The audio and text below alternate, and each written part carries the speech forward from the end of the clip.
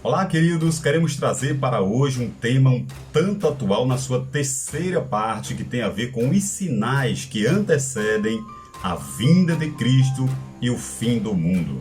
São eles: escândalo, traição e ódio, grandes sinais do céu, a multiplicação da ciência e a nação de Israel como um relógio escatológico apontando para o final dos tempos.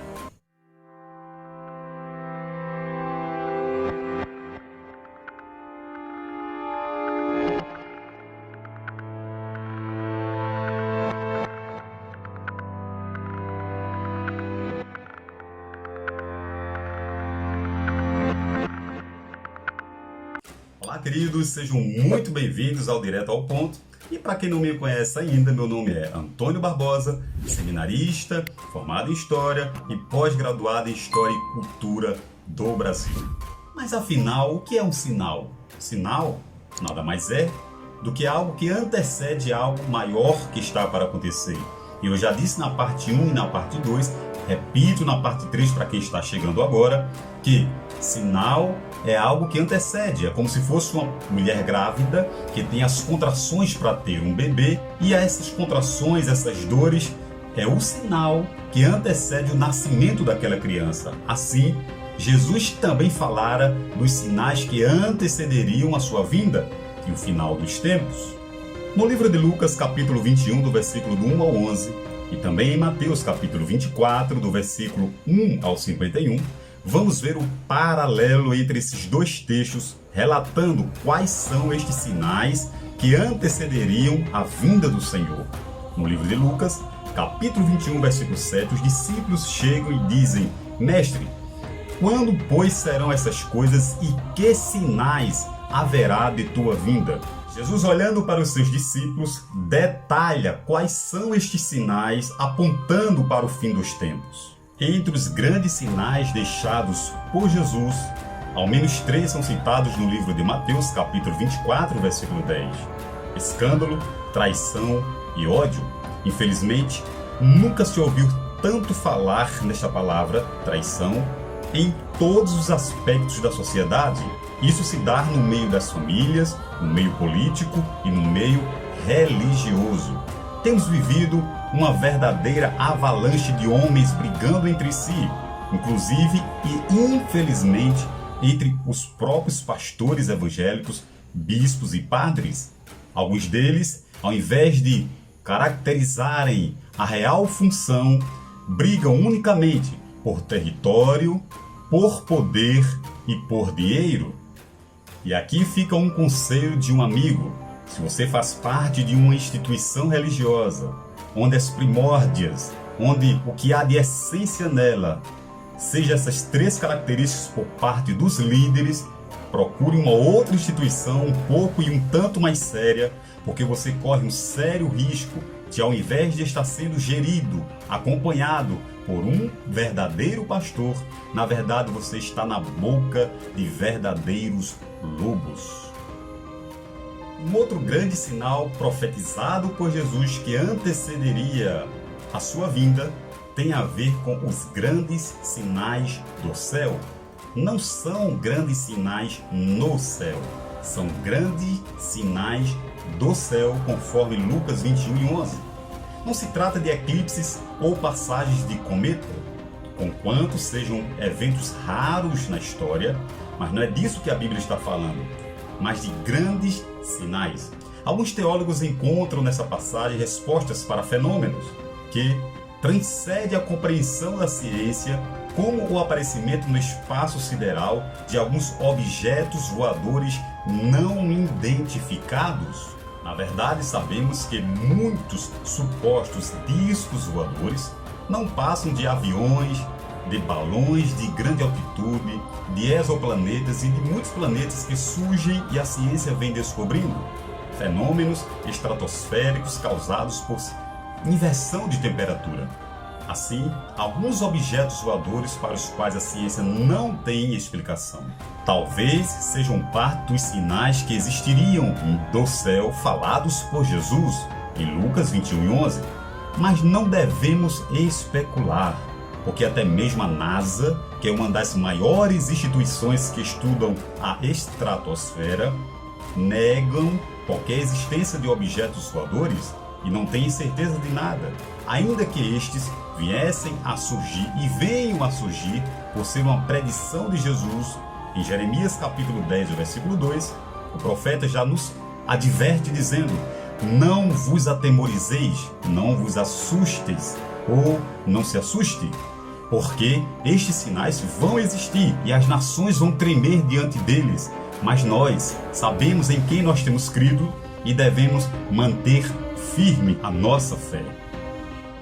No livro de Daniel, capítulo 12 e o versículo 4, a Bíblia registra um outro grande sinal. Os homens correrão de um lado para o outro e a ciência se multiplicará.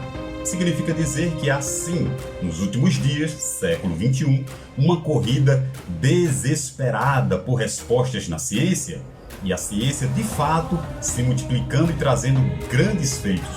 Porém, não podemos esquecer que a última palavra sempre vem do Senhor, conforme 1 Coríntios capítulo 2, versículo 14 e 15, e também 1 Timóteo capítulo 6, versículo 20. Na tentativa de encontrar respostas para os mistérios que só podem ser desvendados pelo estudo das Escrituras, mediante a revelação do Espírito, os homens têm investido quantias exorbitantes por respostas. E as grandes perguntas que movem a estes homens, ao menos são três: quem somos, de onde viemos e para onde vamos. Observe que, em conformidade com a profecia de Daniel, capítulo 12, versículo 4, nós vamos perceber que nos dias atuais, o governo norte-americano investe bilhões em pesquisas espaciais.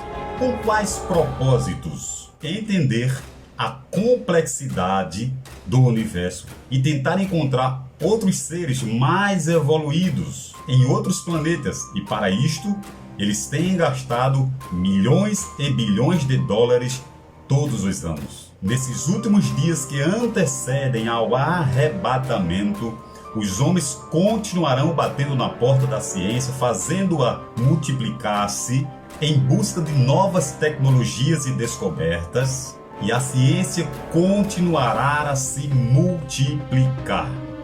São coisas descobertas pela ciência que deixam-nos boquiabertos e espantados. O que não dizer de robôs que servem em restaurantes, robôs que ocupam o lugar de médicos, por exemplo, na China, receitando pacientes, diagnosticando exames.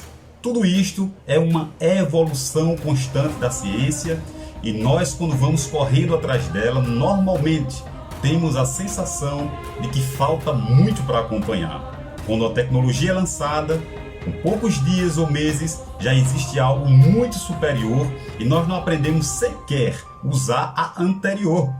Isto significa que a ciência está evoluindo rapidamente. Um outro grande sinal escatológico do fim dos tempos tem a ver com a nação de Israel. Nós vamos perceber que nações vão, nações vêm, chegam ao apogeu, envelhecem e desaparecem da face da terra. Porém, Israel existe há quase 6.000 anos de história, mesmo em meio a guerras cruéis e principalmente a Segunda Guerra Mundial, onde morreram aproximadamente 6 milhões de judeus no ano de 1938 a 1945. Israel, mesmo assim, subsistiu, reagiu e não desapareceu. Hoje, ela é uma grande potência mundial, por que não dizer um país de primeiro mundo. Desde os anos 70, quando Jerusalém foi invadida e destruída pelos romanos, os judeus ficaram privados de seu território, vindo a sofrer terríveis perseguições. Na Idade Média, foram queimados aos milhares em praça pública pela Igreja Romana, sob o domínio do inquisidor Forqueada. E, durante a Segunda Guerra Mundial, como eu já citei, quase 6 milhões de judeus morreram brutalmente assassinados. Depois de ter sido espalhados por muitas nações mundo afora, havia uma profecia no livro de Deuteronômio, capítulo 4, versículo 23 ao 28, versículo 63 e também o 64, e também Lucas 21 e 24, onde fala sobre o Israel reestabelecido.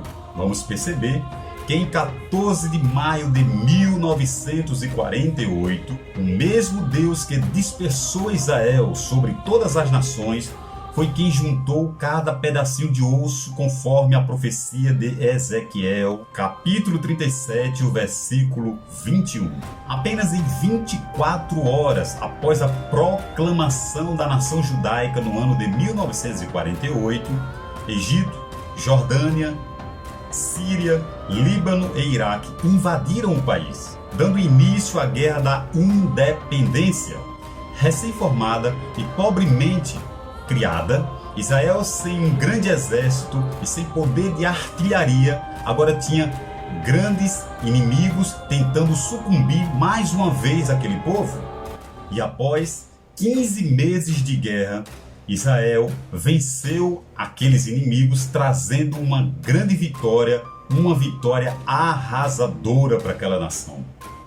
Terminada esta grande guerra, os israelitas concentraram seus esforços na construção do Estado. David Ben-Gurion foi eleito primeiro-ministro, presidente. Ainda em 1949, Israel se tornou membro das Nações Unidas, aumentando ainda mais a fúria dos seus inimigos, que não reconheciam Israel como um Estado ou um país. Em 1956, Israel sofreu ameaça do Egito novamente, da Síria, da Jordânia, e Israel tomou a faixa de Gaza, a península do Sinai. Neste mesmo ano, de comum acordo com a ONU, Israel começou agora a devolver as terras conquistadas. Quando tudo parecia encerrado e estava em paz, no ano de 1967, começa agora a Guerra dos 6 Dias. O Egito, mais uma vez deslocado por um grande número de tropas contra Israel, ordenou que as forças de paz da ONU se retirassem do local. Entretanto, mesmo com a ajuda da Síria e da Jordânia, o Egito sofreu uma terrível derrota naquela guerra e mais uma vez Israel saiu vitoriosa daquela situação. Como se não bastasse, no ano de 1973, depois de anos relativos de paz e sem guerra, ocorreu uma outra grande guerra, a Guerra do Yom Kippur. Por que não dizer o dia da expiação para o povo de Israel? Em um momento solene, os países circunvizinhos e inimigos atentaram mais uma vez contra a vida dos judeus. O exército egípcio atravessou o canal de Suez e as tropas sírias invadiram o planalto de Golã. Em 3 semanas, Israel repeliu os ataques dos seus inimigos de forma milagrosa. Haviam ali nas colinas de Golã 180 tanques de Israel contra 1.400 tanques sírios, provando que a vitória daquela guerra não provinha das forças militares que eles adquiriram com o passar dos anos, e sim, houve uma intervenção divina os protegendo. Impressionante ainda é que no canal de Suez haviam 500 judeus enfrentando militarmente na infantaria 80.000 egípcios. Mesmo assim, em 2 dias, Israel mobilizou os seus reservistas, adentrou no território inimigo, e se não fosse uma intervenção da ONU, o Egito mais uma vez seria arrasado pelo exército judeu. Depois dessa guerra, a economia israelense cresceu exorbitantemente, e em 1975, Israel se torna membro do mercado comum europeu. Ademais, o turismo tem sustentado e feito crescer cada vez mais e mais aquela nação.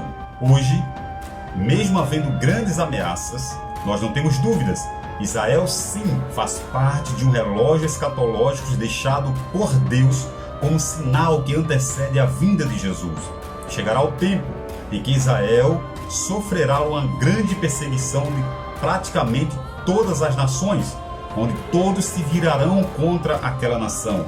Porém, haverá a descida visível do homem chamado Jesus e livrará de uma vez por todas os filhos de Abraão, fechando assim o relógio escatológico, dando fim e cabo a todas as coisas e implantando assim o milênio. Queridos, eu quero crer que tudo ficou muito claro e se há alguma dúvida, nos siga lá no Instagram e nos pergunte. Com a graça e a misericórdia de Deus, nós vamos tentar lhes ajudar e também aprender com vocês. Que Deus vos abençoe em Cristo Jesus. Amém.